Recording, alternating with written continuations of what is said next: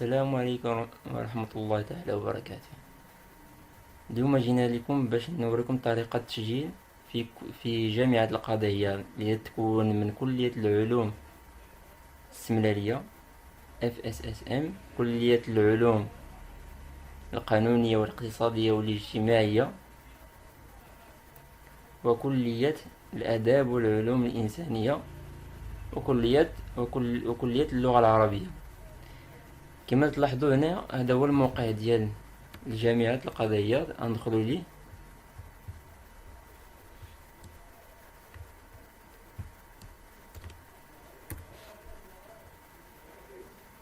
كما تلاحظوا حنا دخلنا الموقع، غادي ننزلوا لتحت وغادي نلقاو انطلاق عملية تسجيل قبلي عبر الانترنت. عبر الانترنت للتسجيل بمسالك الإجازة برسم الموسم الجامعي 2019-2020. كما تلاحظوا هنايا ليغ لا سويت نكليكيو عليها.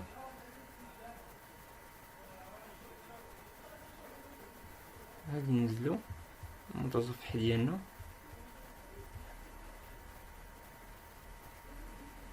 نقرأ الإعلان: تعلن جامعة القضائية على انطلاق عملية تسجيل بمؤسسات الجامعة برسم الموسم الجامعي 2019-2020 لفائدة حاملي شهادة البكالوريا الجدد بروافد الجامعة أسفله.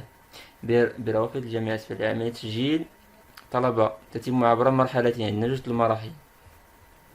المرحلة الأولى هي إتمام التسجيل وطبع وصل التسجيل القبلي قبل 31 شتنبر، قبل 31 غشت 2019 عبر هذا الموقع هذا كما تلاحظوا. المرحلة الثانية إيداع ملفات التسجيل بالمؤسسة المختارة ابتداء من 2 شتنبر حسب برنامج كل مؤسسة. هنا كما تلاحظوا تلقاو الروافد، يعني الجهات اللي تابعين للجامعة القضائية. كما تلاحظوا تلقاو جامعة القضائية اش فيها التعليم الأصيل، اللغة العربية واللغات الحية. هذه هي اللي قلنا كلية اللغة العربية. جميع عمالة وأقاليم من المملكة. هنا العلوم القانونية والاقتصادية والاجتماعية، نورمالمون هكا مكتوبة.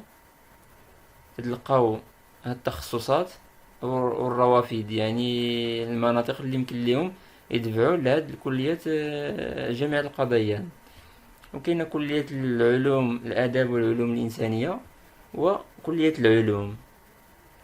لقيت التخصصات اللي كاين في كل كلية والمناطق اللي يمكن لهم يدفعوا لها. غتقراو على خاطركم هاد المعلومات، هاد المعطيات هادي. غادي نجيو لهنا نكليكو على هذا الرابط هذا باش نبداو عملية التسجيل ونختاروا الكلية اللي بغينا حنايا من الأربع كليات اللي ذكرناهم قبل. كما تلاحظوا هنا التسجيل قبلي إذا كان لديك بكالوريا 2018 2019. كما تلاحظوا هنا عطاو الحق حتى 2018 يتسجلوا، يعني السنة الحالية والسنة الماضية 2018 و 2019 عندهم الحق باش يتسجلوا فاش عبر الانترنت، يديروا التسجيل قبلي. هذا معنى حاملي البكالوريا ما قبل 2018. حاملي البكالوريا ما قبل 2018 قال لك يتم وضع طلب تسجيل بالمؤسسة المعنية بالتكوين المطلوب. إذا كان هنا نقطة أخرى: إذا كان لديكم أي أسئلة يمكنك زيارة دليل طالب والصفحة أسفله وأجوبة الموضوع رهن إشارتكم. التسجيل قبلي سيكون مفتوحا إلى غاية 31 غشت 2019. هنا تنجيو هنا تلقاو الأسئلة اللي بغينا. تلقاو هنا 3 الأقسام بالنسبة هنا: بكالوريا مغربية، هنا بكالوريا أجنبية، هنا بكالوريا، هنا عفوا الأسئلة. إلا كليكينا على هاد الأسئلة هادو تلقاو هنايا بهاد الأسئلة والأجوبة ديالهم. بحال هنا كيف تسجيل حملة البكالوريا ما قبل 2018.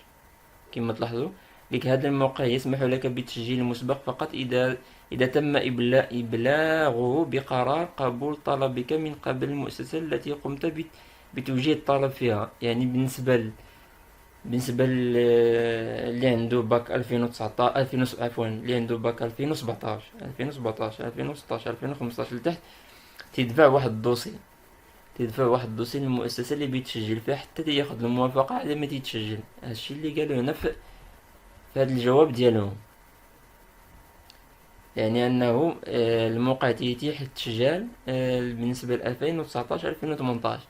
يعني تحت من 2018 خص يصوبوا واحد الدوسي ديالهم ويدفعوا للمؤسسة ديالهم، لان دوك البكالوريا القديمة تيستيو واحد العدد محدد هما اللي تيختاروه هما من بعد ما تيديروا الدراسة الدوسي ديالكم، وتيستيو تيعلقوا واحد لا ليست الناس اللي مقبولين عاد ما تيتسجلوا. غادي نعطيكم مثال، لان نورمالمون خصكم تمشيو للمؤسسة اللي بيتسجلوا فيها وتسولوهم ويعطيوكم المعلومات كيفاش طريقة التسجيل. نعطيكم انا بعض سميتو الوثائق اللي تحتاجوا، ومن الاحسن تسولوا في الكلية اللي بيتسجلوا فيها. كما تلاحظوا هنايا بعض الوثائق ولكن غادي يختلفوا. مثلا هنايا تيكون فيه طلب خطي موجه بالنسبه اللي عندهم باك 2017 لتحت، طلب خطي موجه الى كليه عميد الكليه. اش من كليه نتوما اختاريتو؟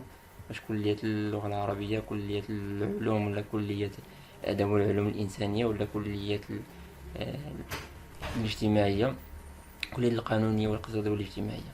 نسخه من شهاده البكالوريا مصدق عليها، صوره شمسيه يكتب الاسم كامل خلف الصورة، نسخة من بطاقة تعريف وطني مصدقة عليها.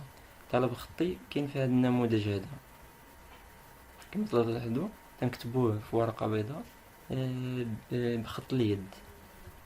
تكون مع هاد العناصر خصك تكتبو بحال هاد الشكل هذا، تكتب المدينة ثم التاريخ، الاسم واللقب بنقطتين، تكتب الاسم ديالك، رقم البطاقة الوطنية، العنوان، الهاتف، يمكن تكتب حتى رقم مسار. الى السيد عميد الكليه، اش من كليه تختار الكليه اللي اختارتي. انا الموضوع طلب تسجيل بالكليات، الكليه اللي اختارتي. هنا تدير الكليه، هنا تدير المسلك. مثلا الا درنا هنا كليه العميد، كليه العلوم الانسان، العلوم الاستمراريه، بكليه العلوم الاستمراريه جامعه القضاء، يمكن تزيد جامعه القضائيات. هنا ولوج كليه العلوم الاستمراريه، دير مثلا مسلك علوم الفيزياء والكيمياء، ودير لهم هاد الكلمات هادو. كما تلاحظوا دير بوز الفيديو، قراو على خاطركم. من بعد تدير هنايا الاسم ديالك ودير تحت منه الامضاء. هاد لقاو ان شاء الله هاد الطلب في صندوق الوصف. نرجعوا للتسجيل ديالنا. بالنسبه للبكالوريا أجنبية غادي نشوف واش قالوا عليها. يعني بالنسبة للبكالوريا أجنبية اش قالك هنا، خصني سميتو ننشئ واحد الكونت ديالي. يعني كيف غادي ننشئو غادي نوري لكم اش قالك هنا. سيزي دون ادريس ايميل et d'un mot de passe. Vous devez fournir une adresse email validée. يعني خص يكون عندك واحد لادريس ايميل ديالك فاليدي من حتى يكون الجيميل ياك. يعني الا ما كاينش عندك ما يمكنش يصيفطوا لك واحد سي ان او يمكن تسجل فيه. عفوا envoi d'un email d'information, un CNE provisoire sera envoyé vous permettant avec votre mot de passe déjà saisi lors de la création de compte la connexion à votre espace pour commencer votre inscription.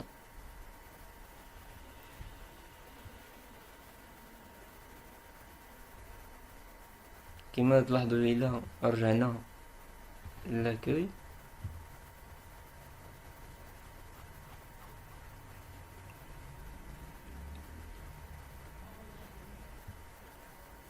غادي نرجعو لاكوي، غادي نرجعو للبكالوريا الأجنبية. غادي تلقاو هنا البريد الإلكتروني. غادي تكتبوا البريد ديالكم عبارة عن جيميل، من الأحسن يكون جيميل. هنا التأكيد هذاك اللي كتبتو هنايا تعاودو تكتبوه هنايا، غتكتبو واحد كلمة السر من عندكم. الا كليكيتو على هاد العلامة، يعني من الأحسن تكليكيو عليها باش أنكم ملي تكتبو المود باس ديالكم تيبان.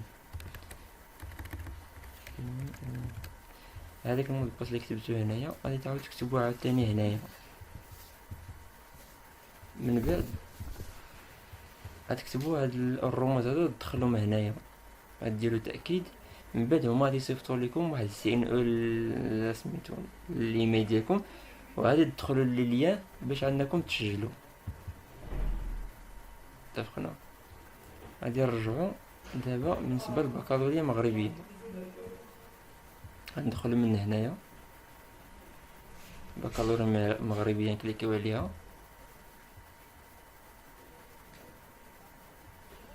يعطينا كما تلاحظوا غادي عندنا 4 ديال الخانات اللي تكون من الرقم مسار هنايا. هنا التاريخ، هنا تاريخ الازدياد. تاريخ الازدياد غادي نديرو ليه كوبي كولي، غادي نسيليكسيونيو هذا، ندير ليه كوبي لان خصنا ندخلو على الشكله هادي، نديرو ليه كولي. هنا تنجي تندير دوبل كليك فوق هاد السنه، تندير السنه فاش تزاديت، تندير دوبل كليك فوق هاد 10، تندير الشهر فاش تزاديت الشهر، واخر رقم هذا دوبل كليك هنا تنديرو اليوم فاش تزاديت. يعني تنخليو هاد التيري ديال السيس تنخليوها. من بعد تنختارو سنة الحصول على البكالوريا. هما الا كليكينا هنا غادي يعطيونا بزاف، وهما قالوا لنا بان اللي عندهم الحق يتسجل هو 2018 و 2019. 2018 2019 2017 خصو يكون واحد الدوسي اللي يديوه الكليه اللي بيتسجلوا فيه. من بعد عاد ما تيعلقوا السميات اللي عندهم الحق باش يتسجلوا، عاد ما تيديروا الانسكريبسيون ديالهم. ربما يقدر جربوا اختاروا وشوفوا واش تدوز لكم الانسكريبسيون ولا لا. بالنسبه لهنايا اللي عنده كود مسار تيدير كود مسار، واللي عنده سي ان تيكون عنده سي ان كود. بالنسبه للكود مسار تتكون من حرف زائد 9 الارقام. بالنسبه للسي ان او تتكون من سنه الحصول عليها، سنه الحصول على الباك زائد 8 الارقام. مثلا شديت الباك ديالي في 2018 غنكتب 18 زائد 8 ديال الارقام اللي عندي في الباك ديالي. غادي نبداو عمليه التسجيل ونشوفوا اش بيعطينا منين نديرو البحث. من بعد ما درنا بحث هادشي اللي عطاونا كما تلاحظوا: كود مسار، الاسم والنسب، تاريخ الازدياد، سيكل البكالوريا، العماله. من بعد غادي نكليكيو على بدء التسجيل، نكليكيو على بدء التسجيل ونشوفوا اش بيعطيونا. كما تلاحظوا ملي درنا بدء التسجيل عطاونا هاد الخانات هادو: البريد الالكتروني. هاد البريد الالكتروني عباره عن جيميل. هاد الجيميل غادي اللي نكتب هنايا خصني نعاود نكتبو هنايا تاكيد، ونكتب انا كلمه مرور من عند راسي كما بتكون ونعقل عليها. من الاحسن نعلم على هادي باش وقت ما كتبت يبانوا ليا الكلمات اللي درت. هذا نعاود نكوبي ونكولي هنايا. هاني عمرت الايميل ديالي. هاد الايميل هذا اللي هنايا هو اللي كاين هنايا. المود باس هاني كتبتو وهو عاود كتبتو هنايا. من بعد تندخل هاد الارقام هادو مع الحروف 8 اي بي. من بعد ندير تاكيد نشوف واش غادي يعطينا. غادي نكليكي على تاكيد ونشوف واش غادي يعطينا. يلا كما تلاحظوا خرجت لنا هاد الباج هادي. كما تلاحظوا عندنا 6 ديال لي زيتاب. ليطاب الاولى، الثانيه، الثالثه، الرابعه، الخامسه، السادسه. حنا في ليطاب الاولى. من بعد خصنا نعمرو كما طلعت الخانات هادو كما قلنا قبيله، راه هادو معمرين انطلاقا من المعطيات اللي عندهم في مسار. وراه يمكن لكم الا لاحظتوا شي خطا في هذا الاسم او الاسم الشخصي ولا العائلي باللغه العربيه او الفرنسيه، لقيتوا شي خطا، كليكيو على الخانه وبدلوه بالمعطى الصحيح، بالاسم ديالكم الصحيح. يعني الخانه كليكيو عليها وبدلوها. ولا ما عطاتكمش راه يمكن لكمش تبدلوا المعطيات اللي كاينين تماك. من بعد تنزلوا تلقاو هنا رقم البطاقه الوطنيه. رقم البطاقه الوطنيه الا كانت خاطئه انتبهوا، الا كانت خاطئه ولا شي حاجه ناقصه يمكن تكليكيو وتبدلوها. هنا الجنس، لاحظوا الجنس أنا الحالة العائلية تختاروا هنايا، تكليكو تختاروا واش الزيادة عطاو لكم اوتوماتيكمون هاد التاريخ اللي زيادة عطاوه، يعني ميمكنش تبدل فيه. هنا البلد ماروك اوتوماتيكمون ماروك. هنا الاقليم غادي نختاروا الاقليم ديالنا ونكتبوا هنايا المكان اللي زياد باللغة العربية، نكليكو على هاد الكلافي هذا غادي يخرجنا بالعربية ونكتبوه. هنا المكان اللي زياد باللغة الفرنسية غنكليكيو داخل الخانة ونكتبوه بالكلافي ديال البيسي ديالنا. يعني نبداو العملية. من بعد هنايا تنختارو تنكليكيو نكتبو مكان اللي ازدياد باللغة الفرنسية. هنا الجنسية راه ماروكان، يعني ماش نبدلوها ماروكان. بالنسبة إلا كان شي واحد أجنبي راه يمكن ندير الجنسية ديالو، يختار الجنسية ديالو. الهاتف الشخصي نديرو الهاتف الشخصي ديالنا. العنوان الشخصي نديرو العنوان الشخصي ديالنا ديال لادريسا ديال المنزل ديالنا اللي توصلوا فيه البراوات. نختاروا المدينة فين كاين حنايا، نختاروا الإقليم ونختاروا نوع الإقامة، واش شومبر en cité universitaire, chambre en résidence universitaire, domicile parental, logement personnel hors chambre étudiant, autre mode d'hébergement. هنا قال لك هل توفر على التغطية الصحية، واش عندك تستخدم التغطية الصحية إذا كان الوالد ديالكم عنده كنوبس أو أو سينيس أو رامي تختاروا واحد في هادو. ما عندكمش راه ما تختاروش، يعني على حسب الوالد ديالكم اش من تغطية عنده، واش عنده كنوبس أو الوالدة أو الوالد، يعني اللي خدامين. واش عنده كنوبس ولا سينيسيس ولا رامين. هذا توفر على حساب بنكي، واش عندك حساب بنكي تختار. لا الا اخترتي لا راه ماش تعمر هادي. اخترتي نعم راه تكتب 24 رقم ديال الحساب ديالك. من بعد هنا الصورة، هنا عطوك معلومات على الصورة. خص تكون الصورة حديثة، تكون أمامية بألوان لا تخلي فيها فاتحة، يعني يكون الوجه باين ومضوية، ما تكونش مظلمة ولا شي حاجة. خص يكون عندك هذا الحجم هذا من 265 فوا 340 بيكسل، بوجه مكشوف بدون نظارة قاتمة غير مؤطرة. الحد الأقصى خص يكون في هذه الصورة هذه 3 ميجا بايت. أنا أعطاكم واحد البرنامج كيفاش تعدلوا الصورة، ولكن نوريكم أنا الطريقة واحدة أخرى. مثلا هذه هي الصورة ديالنا، مثلا ناخدو هاد ليكزومبل. هذه هي الصورة، نكليكيو ضربة بلا سوري، نختارو باند،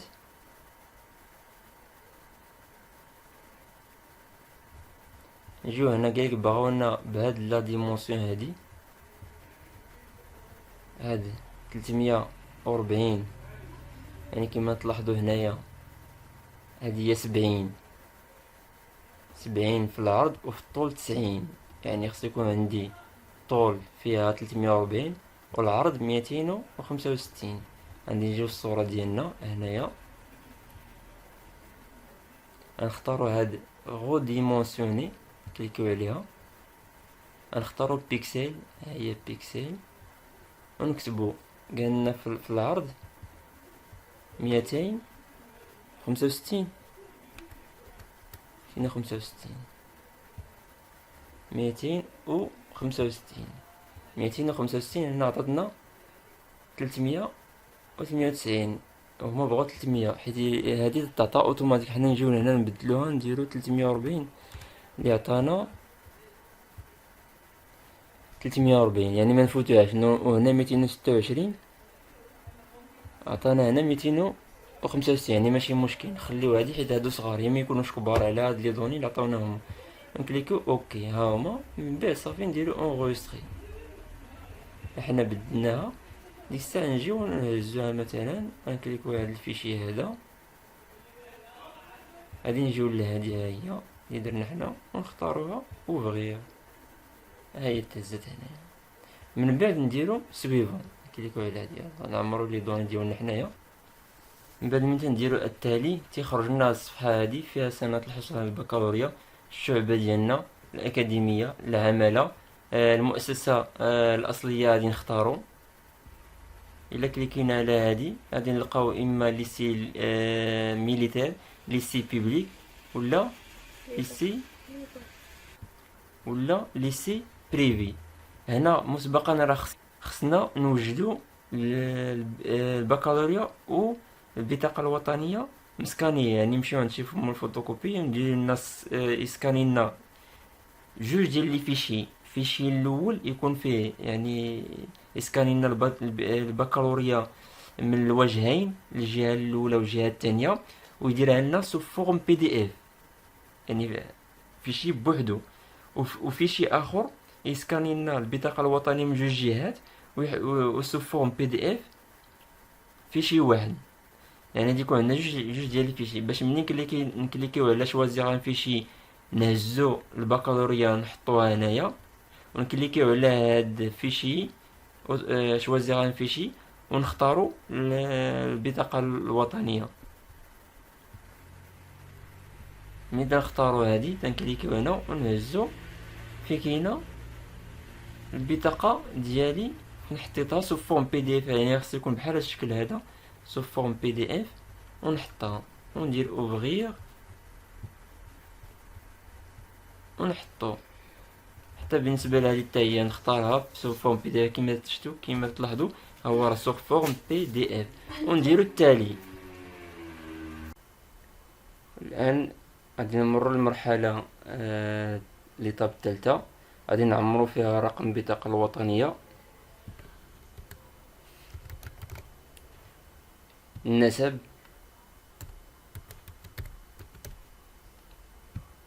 اسم الأب، تاريخ الازدياد، خصنا نكتبو على الشكل هذا يعني السنة،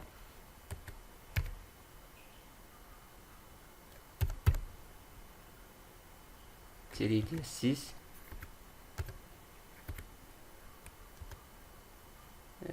لو موا، عفوا،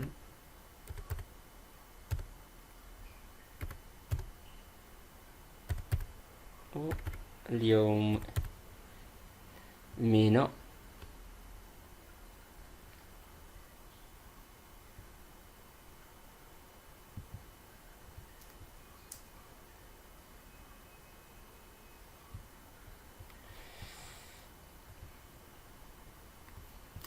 رقم البطاقة الوطنية ديال الأم،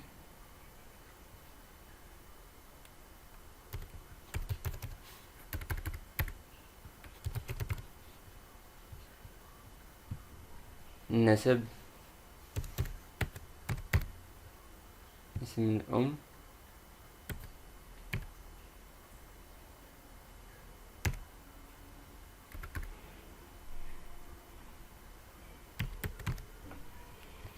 تاريخ. نقدر نديرو لهادي كوبي باش تسهلنا العملية.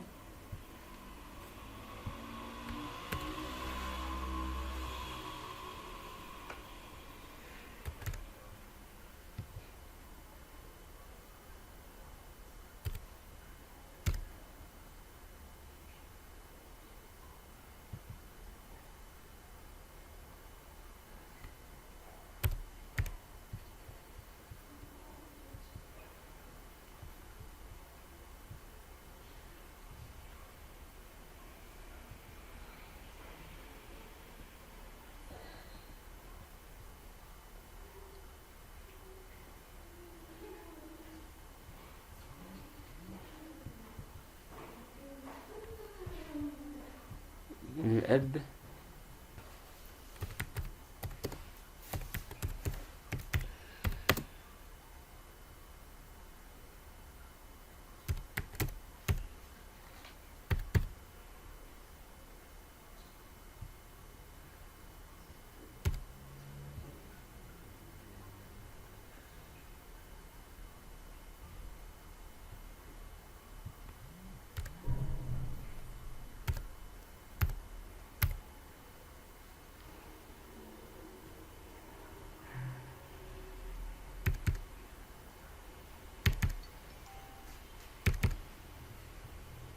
ونديرو التالي. كما تلاحظوا من بعد ما درنا التالي خرجتنا ليطاب الرابعة. ليطاب الرابعة فيها هل تعانون من إعاقة، غادي نكليكيو عليها. إلا حنا عندنا إعاقة غادي نكليكيو عليها وغادي نعمرو نوع الإعاقة، هما مكتوبين هنايا نختاروها. بالنسبة لرقم بطاقة المعاق نكتبوها هنايا. إلا حنا هل أنتم موظفة مستخدم إلى نعم غادي نكليكيو هنايا ونديرو المهنة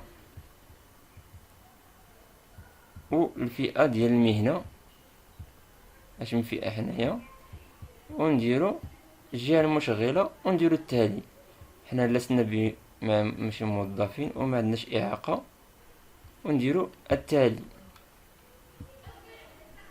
من بعد تخرجنا الإطاب الخامسة. الإطاب الخامسة فيها المركز، فيها المؤسسة كما قلنا لكم، فيها فاكولتي دي ليتر اي دي سيونس هيومان، فاكولتي دي سيونس السملالية، فاكولتي سيونس جوريديك ايكونوميك، فاكولتي دو لونغ arabe et école normale supérieure لينيس.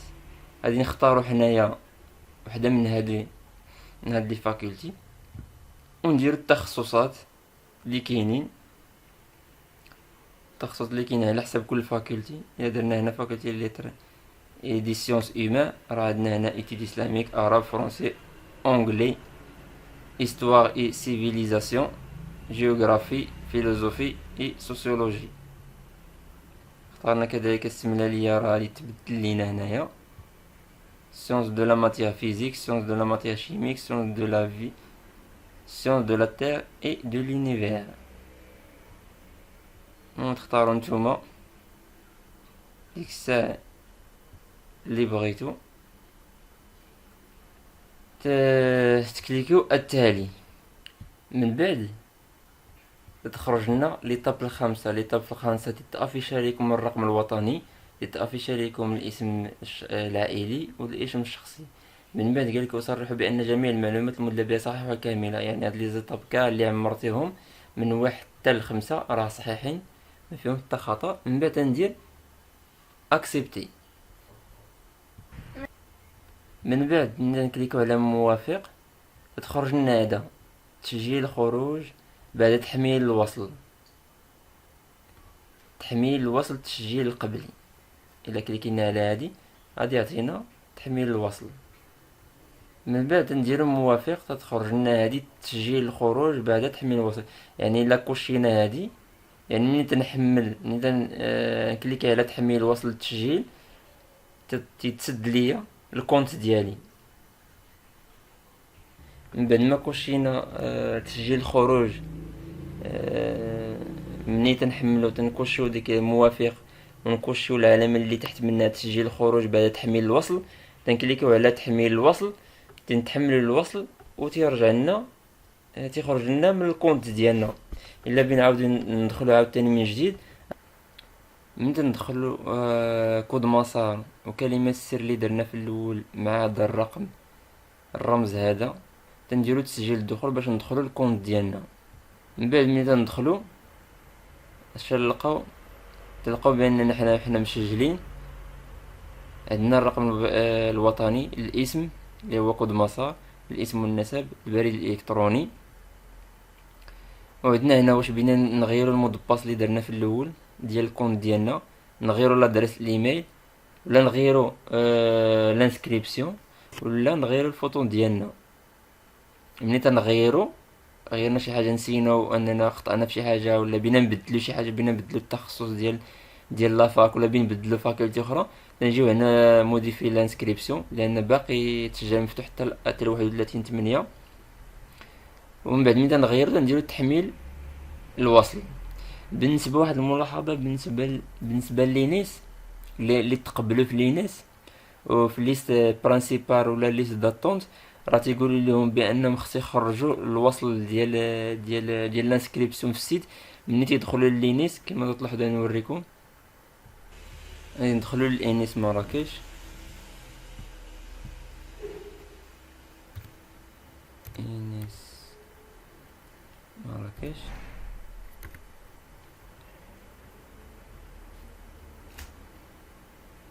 انيس مراكش. ندخلو ليها كما تلاحظوا،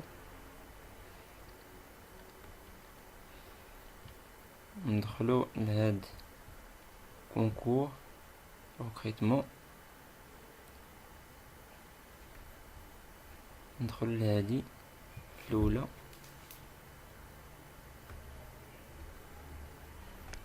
من بعد ندخلو هادي فيا لاباج سويفونت ونمشيو للريزولتا.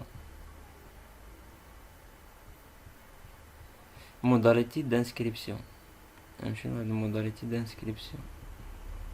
بالنسبة للناس اللي تقبلو في فيليير سي ال او ولا دوت اكسيون اس ان، تيقول لك خصنا remplir dimon la formulaire d'inscription en ligne sur la plateforme d'université via le lien. يعني مع هاد الوثائق الاخرين ونتيليشارجو puis télécharger votre fichier au format PDF. من بعد تجيبو هادو اللي مذكورين هنايا، هاد لي بيس هادو هو راه عبارة عن PDF. الا كليكيتو على هذا راه عبارة عن PDF. غادي نلقاو هذا وهذا وهذا، هاد 3 ديال الديكلاراسيون، وواحد اوتوريزاسيون، واحد امبريمي بلاكيت سبور. غادي نلقاوهم هما هاد لي بيس، هما هادوك 3 غادي نتيليشارجيوهم. هما غادي نتيليشارجيوهم كما تلاحظوا. الا كليكينا على هذا اش يدخلنا لهذا. هذا هو اللي درنا فيه التسجيل ديال الفاكولتي ديال لونيفرسيتي ديال مراكش، لونيفرسيتي قاضي عياض. يعني ديجا تسجلنا فيه. يعني غادي نديرو كونيكسيون هنايا، خصنا نديرو كونيكسيون لان تسجلنا في احد الفاكولتي اللي اخترنا ديال السمناليه ولا اللغه العربيه ولا ليكونومي. راه تسجلنا فيها، خصنا نتسجلو في هذه. الا ما تقبلنا في حتى اي ايكول خصنا نكونوا مسجلين في هذه باش مني بدا التسجيل في لافاك يكون عندنا الفورمولير ديالنا. يعني بالنسبه كما قلنا لكم في لينيس غطلبوا لنا واحد الانسكريبت بالنسبه للناس اللي تقبلوا وكان ديجا انه سجل راسو في احد لي فاكولتي. يعني خص انه بيتيري هذا الفورمولير غادي يجي يدخل هنايا الكونت ديالو ونبدلو ديك الساعه التخصص ونديرو الفورمولير ديال لين. كما تلاحظوا احنا دخلنا الكونت ديالنا. من بعد غادي نديرو اش موديفي فوتر انسكريبسيون، كليكيو على هادي باش نختارو لينيس. من بعد ملي كليكينا على هاديك اللي وريتكم قبيله غيدخل لي هاد المراحل تيبينهم ليا. من بعد غادي نكليكي ايطاب 5 هي اللي فيها الاختيار ديال لي فاكولتي. من بعد غادي نجي نختارو هنايا يكون نورمال سوبيريور التخصص. وهنا مثلا عطانا هنايا مقبول في لائحة الانتظار، كاين مثلا اللي مقبول في لائحة البرانسيبال. وديك الساعة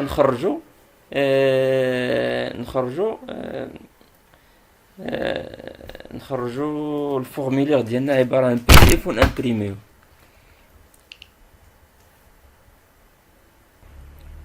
بالنسبة للي مقيدين في ليست برانسيبال وانه بيمشيو لينيس، يعني من الاحسن يختاروا يكون نورمال سوبيريور. بالنسبه للي في ليست داتونت ما يغيروهاش، يخليو لا فاكولتي ليستاو حتى تقرب هذيك اللائحه باش يعيطوا على لائحه الانتظار. ديك الساعه يمكن ليه يخرجها. ونتمنى هذا الفيديو هذا يعجبكم وتبارطاجيوه، ديروا لايك وكومونتير